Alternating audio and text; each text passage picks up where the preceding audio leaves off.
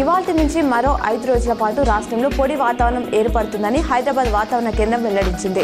రాబోయే 3 రోజుల్లో గరిష్ట ఉష్ణోగ్రతలు క్రమంగా 2 నుంచి 3 డిగ్రీల వరకు పెరగొచ్చని అంచనా వేసింది. పలు జిల్లాలో గరిష్ట ఉష్ణోగ్రతలు 41 నుంచి 44 డిగ్రీల మధ్య, మరికొన్ని జిల్లాలు 36 నుంచి 40 డిగ్రీల మధ్య నమోదయ్యే అవకాశం ఉన్నట్లు తెలిపింది. ఏడాది చార్ధామ్ యాత్ర సందర్భంగా ఆలయాల ప్రాంగణాల్లో యూట్యూబర్లు, సోషల్ మీడియా కంటెంట్ క్రియేటర్లపై నిషేధం ఉండనుంది. ఆలయ ప్రాంగణాల్లో వీడియోలు, రీల్స్ చేస్తూ ఎవరైనా దొరికితే వారికి దర్శనం నిరాకరించి తిరిగి పంపించేస్తామని కేదార్నాథ్, బద్రీనాథ్ పాండా సమాజ్ ప్రకటించింది. పదవి విరమణ చేసి కాంట్రాక్టుపై పనిచేసిన 6,729 మంది ఉద్యోగులను తొలగిస్తూ సర్కార్ ఉత్తర్వులు జారీ చేసింది. వీరిలో metro rail MD NVS Reddy, YTDA vice chairman Kishan Rao లాంటి వారు కూడా ఉండడం గమనార్హం. ఎవరి సేవలైనా కావాలనుకుంటే మళ్లీ నోటిఫికేషన్ ఇచ్చి తీసుకోవాలని ఆయా శాఖలను ప్రభుత్వం ఆదేశించింది. భద్రాచలంలో 5 అంతస్తుల భవనం కుప్పకూలిన ఘటనలో రెస్క్యూ ఆపరేషన్ కొనసాగుతుంది. తాజాగా మరో మృతదేహాన్ని సిబ్బంది వెలికితీశారు. అతన్ని భద్రాచలానికి చెందిన ఉపేందర్గా గుర్తించారు. ఈ ఘటనలో ఇప్పటికే ఒకరు మరణించారు. శిథిలాల కింద మరికొందరు ఉన్నట్లు అనుమానిస్తున్నారు.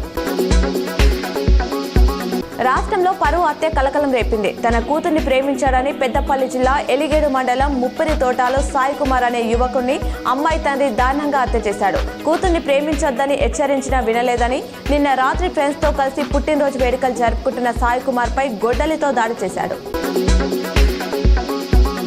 వాకఫ్ బోర్డు సవరణ బిల్లును తీవ్రంగా వ్యతిరేకిస్తున్నామని ఎంఐఎం అధినేత అసదుద్దీన్ ఓవైసీ స్పష్టం చేశారు. మతపరమైన అంశాలు, ముస్లింల పాత్ర లేకుండా చేసేందుకు, వాకఫ్ బోర్డును సమూలంగా నాశనం చేసేందుకు కేంద్రం వాకఫ్ బిల్లులో సవరణలు తీసుకొస్తోంది. ఒక ముస్లిం ఎంపీ, మంత్రి లేని ఈ ప్రభుత్వాన్ని మేమెలా నమ్మగలం? ముస్లింలకు టికెట్లు కూడా ఇవ్వరు అన్నారు.